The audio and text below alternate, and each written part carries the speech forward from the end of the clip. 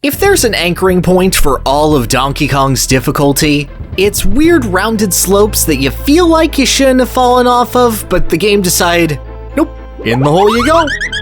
But if you had to personify that difficulty, King K. Rool's a pretty good face for it. Brilliant! We've gone at length on how his pattern-based showdowns have remained a constant highlight, and among 2D platformer bosses, despite how goofy he can get, the guy's reputation is pretty sterling as a tough fight. Going into the release of Donkey Kong 64, there was still a legitimate aura of menace about the Kremling commander, and he would ride that into one of the most intimidating appearances a villain of the era could offer. But Donkey Kong 64 is a different breed from its country counterparts, far more cartoony and cheeky than what came before. And those holdover feelings of the SNES era, by the end, are humiliated and obliterated as thoroughly, but lovingly, as possible. After licking his wounds from his previous defeats, K. Rool has no time for his theatrics from Donkey Kong Countries 2 and 3. The Kongs have ruined his flagship, blown up his ancestral home, and ruined his relationship with his wife. This time there can be no mistakes. K. Rool has constructed a weapon guaranteed to get even. A massive laser that will obliterate Donkey Kong Island in a single blast, literally wiping the face of his nemesis off the map once and for all. K. Rool is deathly serious, portrayed with the grandiose confidence of a Darth Vader or a Dr. Claw. And swiftly gets foiled by his minion's own incompetence, crashing his giant narcissism ship into a rock and damaging the Blastomatic. K. Rool is forced to wait, the looming threat of his doomsday weapon always hovering above the player's head, promising that as they collect their way through the game, I'll be preparing my lizard-flavored surprise.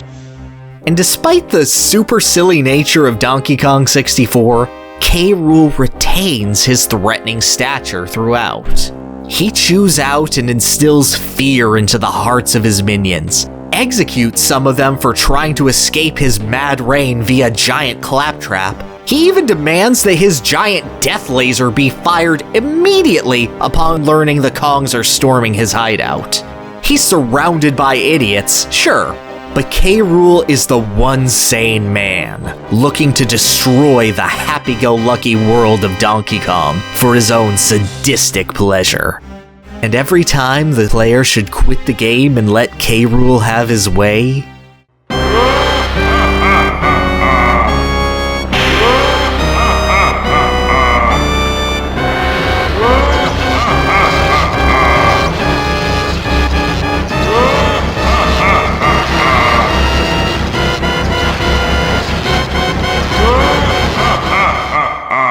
as simple as it is, having K. Rool remain this out-of-touch threat, imposing to both the Kongs and his minions, grounds DK64 in a way that's rarely given any credit or credence. You look forward to getting the chance to dethrone this despot all game, in a far more serious manner than Gruntilda or even Bowser allowed for in the same era. He is significantly grander and more intimidating than the rest of DK64 combined, and serves as a worthwhile capstone to your long, long adventure. And then this happens.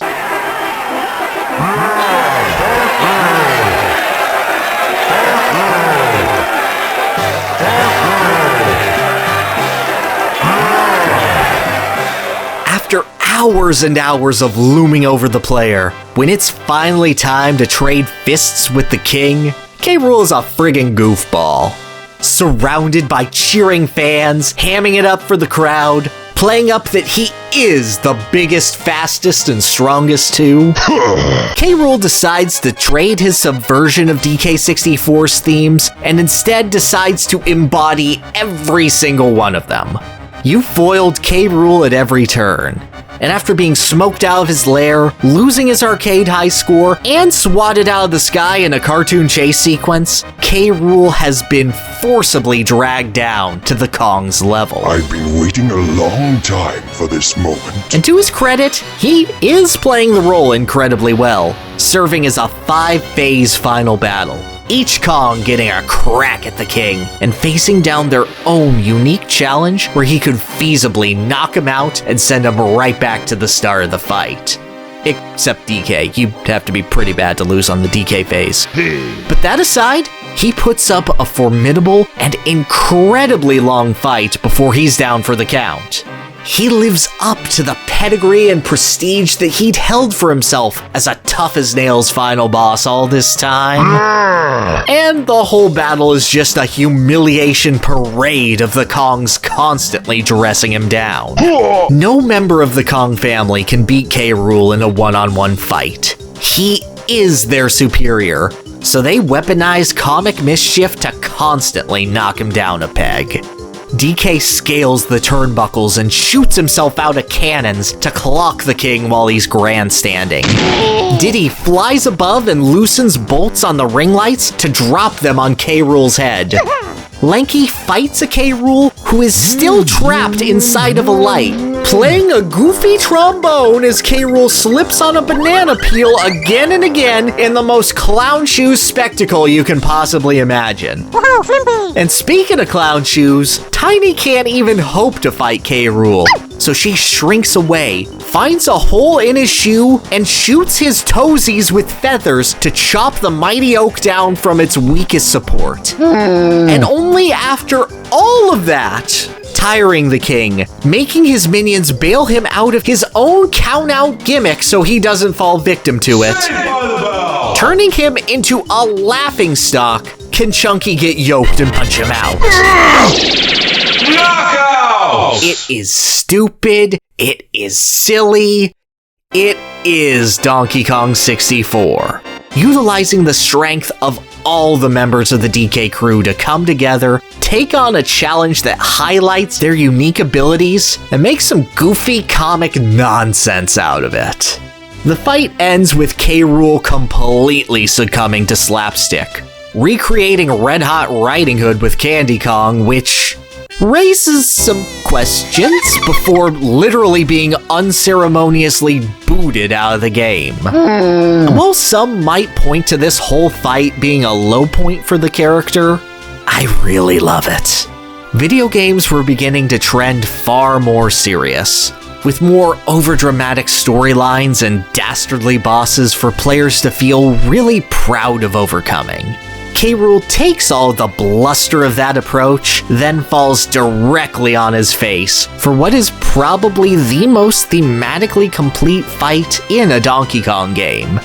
K. Rool so perfectly eats the L here in such an embarrassing fashion that, really, Donkey Kong 64 couldn't have ended in a more fitting way.